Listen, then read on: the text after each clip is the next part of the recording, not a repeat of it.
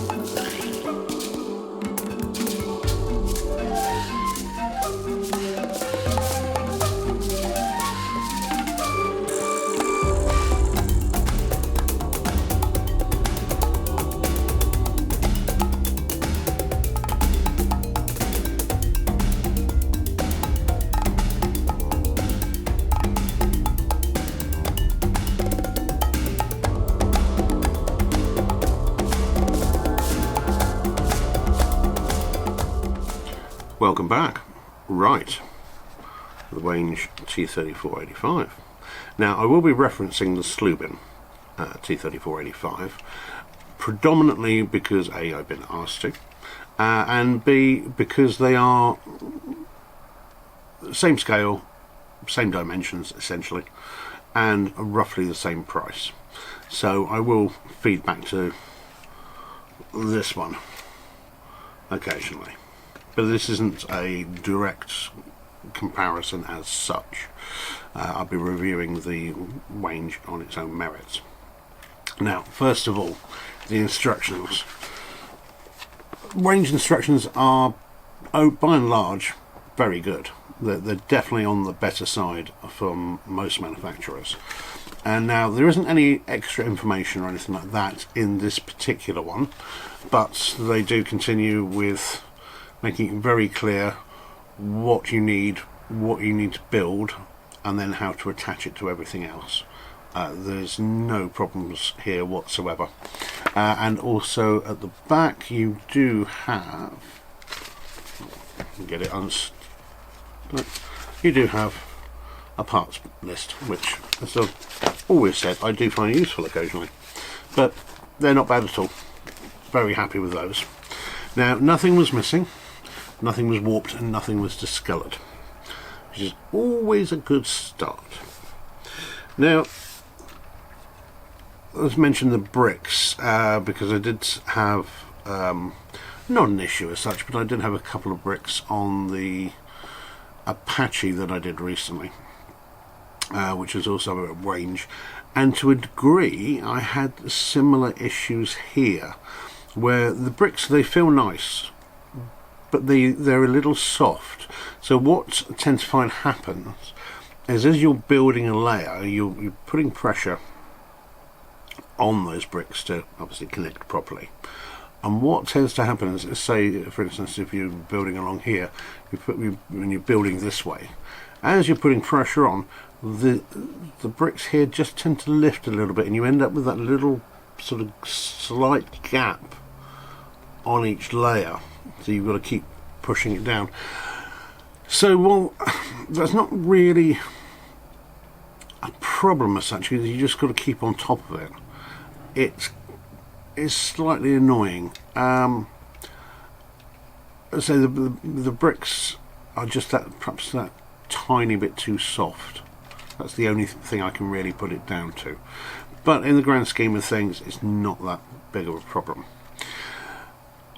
The overall design for this, it's got all of the right things in the right places. However, with something like the T34, and I mean there's a reason why everybody and his dog produces a T34, an Abrams, an M4, a Tiger, a Panther, Type 99A, a T80, all those types of tanks, because they sell. And that's why every manufacturer has these things.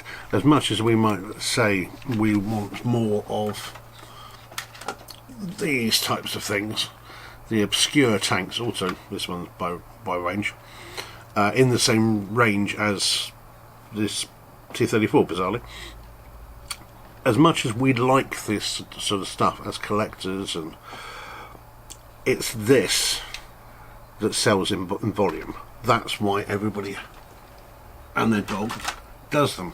So if you are selling a T34, you've got to stand out from the crowd. You've got to stand out and say, buy me, not buy me. And so what I think they've done here is that they've tried to go in for lots of detail, but to me it's not really worked. It's got a little busy. Now, for those of you that are not entirely sure what I mean by that, what I mean is that they've added extra bits of stuff that perhaps they would have been better off leaving out. Now, one of the things they've also done is, whilst there is very little difference actually in height between the two T34s, there's probably 2 plates worth of difference in height. It makes this one, which is the taller of the two, it just makes it feel a little fat up and around the body. So the Slubin one, let's get this across.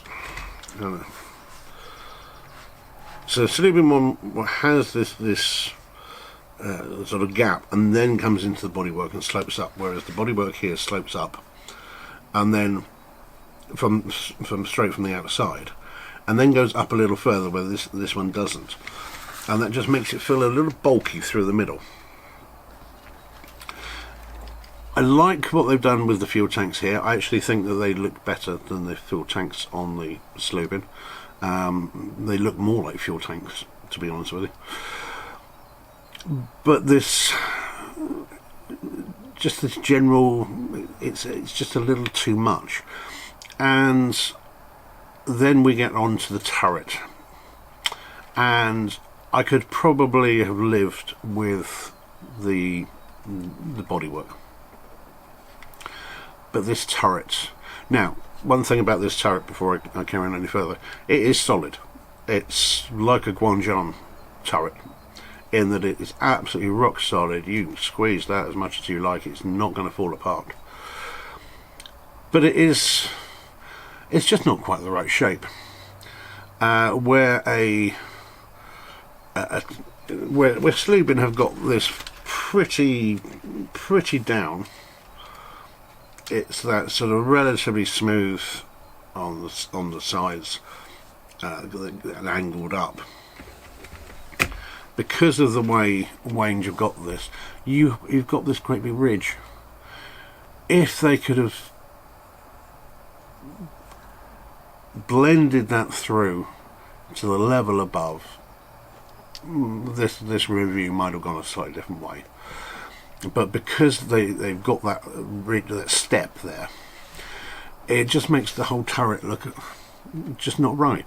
And because the turret is a very iconic part of this particular tank, if you're not going to get that right, then it's going to make the whole design suffer. And just basically on those reasons, the fatness through here and the turret itself, as far as design goes, the Slubin pretty much nails it, and the Wange, they've just added too much to it. Somebody should have said, nope, stop, back up, take all those things off there, redo it. But there are some things to like on here. I do like the way that they've done their little machine gun port and their driver's bay at the front. And unlike the sleeving, which I think I did criticise at the time for having a sticker at the front where you've got some extra track to be used as armour, this has actually got some bricks there, and while it's not actually track itself, refers to the same sort of thing, just adding that little bit of extra armour at the front there, and looks so much better than the sticker does. So yeah, it's a bit meh, and I would have difficulty finding a compelling reason to buy this had I not been asked to review this particular tank. Now, as far as price goes, this is £9.13, which is a good price. I can't knock the price. You've got 600 odd pieces. It's in the pocket money range, and you get a decent sized model. It's 1/35 scale. It doesn't come with any minifigures, which is sort of a Wange thing, I think.